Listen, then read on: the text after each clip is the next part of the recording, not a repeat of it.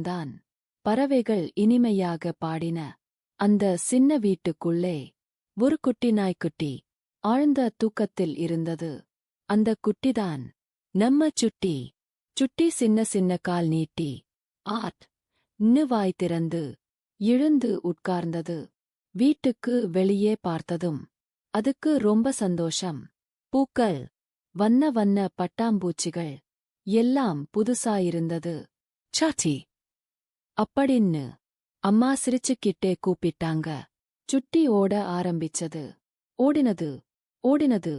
திடீர்னு தப் சின்னதா விழுந்துடுச்சு. அம்மா உடனே ஓடி வந்து ஏய் தூக்கினாங்க. பரவாயில்லே குட்டி அப்படின்னு அன்பா தடவினாங்க.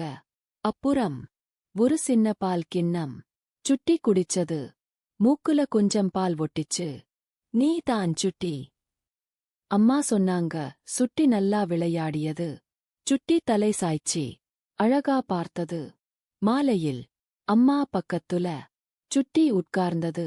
சூரியன் மறைஞ்சான். இரவு வந்ததும் சுட்டி இனிமையா தூங்கிச்சு. நாளைக்கு புது சாகசம் காத்திருக்குது.